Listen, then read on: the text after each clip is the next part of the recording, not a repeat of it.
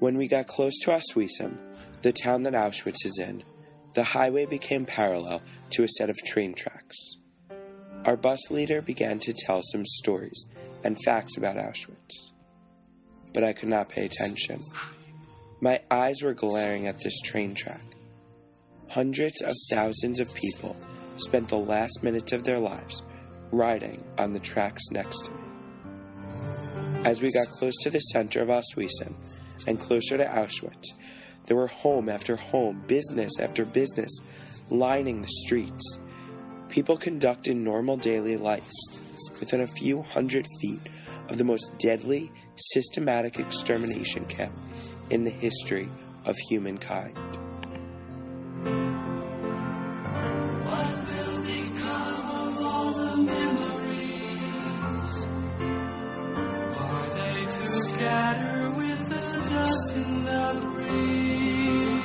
Stand before the world, knowing what to say when the very last survivor fades away. At 12 o'clock, the entire country of Poland stopped for 2 minutes of silence in honor of their president who died yesterday.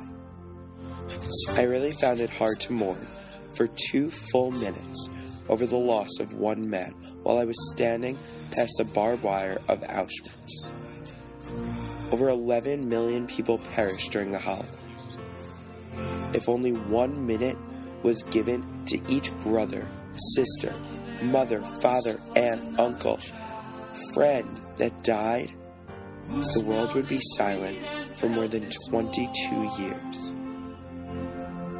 But he was taken from before my eyes, and only I remain to mourn. I stood at Auschwitz, at a site where thousands of people were shot just for standing exactly where I was standing.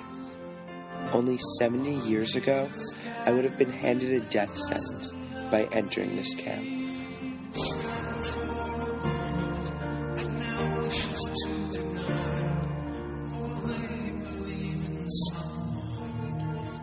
Directly outside of the barbed wire fence was the gas chamber and crematorium. We walked in. There were scratches on the walls from 70 years ago. Through the eerie silence, you could hear the cries of our ancestors. The square holes in the ceiling above would deliver the poor victims their inevitable death. But I walked out alive. I walked next door to the crematorium, but the oven had not been used for some time. I left. I left the crematorium alive. There is nothing I can say or do to make things change. Time has a way of passing by. The rain had been falling all day, and the ground was very wet and muddy. We were all bundled up in layers upon layers with jackets and sweatshirts, and we were still cold. The weather 70 years ago was the same, but the prisoners in the camp did not even have the jackets and shoes we had. They did not even have the food to keep them nourished. It was torturous and inhumane conditions. Yet somehow, some survived.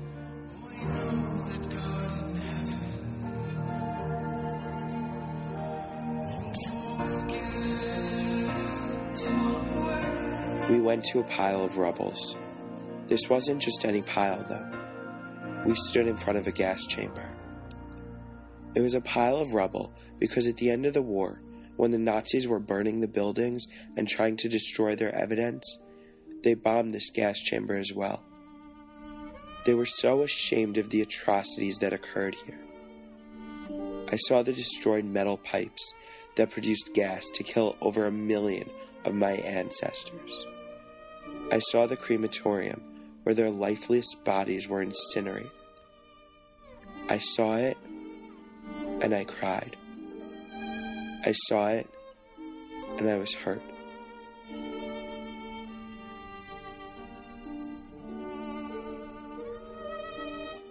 I walked for the one Jew that was killed 6 million times. It was not 6 million Jews who were killed. It was a mother, and a father, and a sister, and a husband, and a friend, and a son, killed on and on, until it summed to 6 million Jewish men and women and children.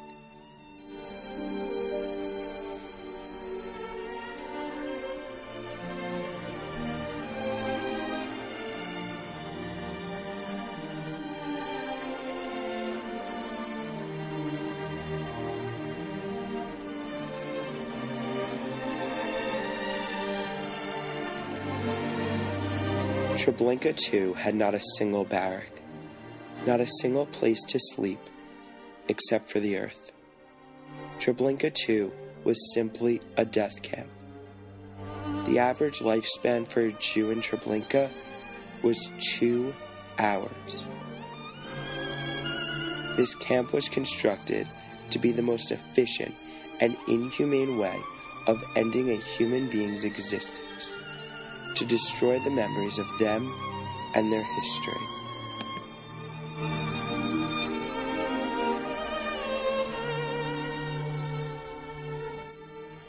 There used to be a sign that said to the arriving people something along the lines of, "Welcome to Treblinka.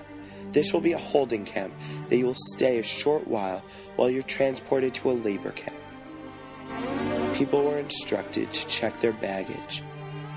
They checked their gold, their money, their valuables. They were even given receipts, and they were told, as long as you keep the receipts, you will receive your belongings when you leave. They never left. The SS would then tell them that they must take a shower in order to disinfect. This was not a shower. It was the last 15 minutes of their life.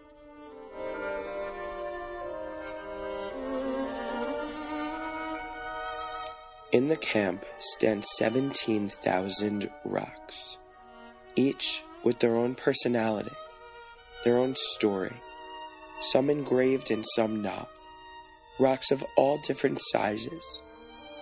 Each of these rocks represents a town big or small, that was devastated by the Nazis, towns with few, if any, Jewish survivors. Think of that.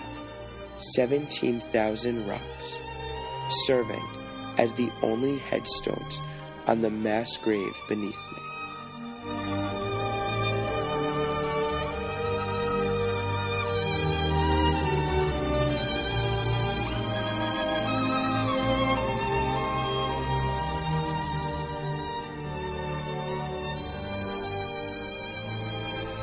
We arrived in a city, hugely populated, very urban, lots of people.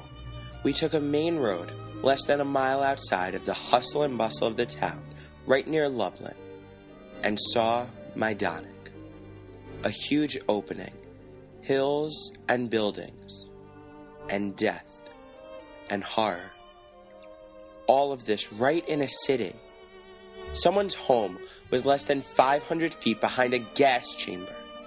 The soot on their home was the ash blown over from the crematorium that massacred my ancestors. How do you just put this death factory in the center of a town? How do you not say anything when hundreds go in a building and nothing comes out but a devil with a swastika and human ash?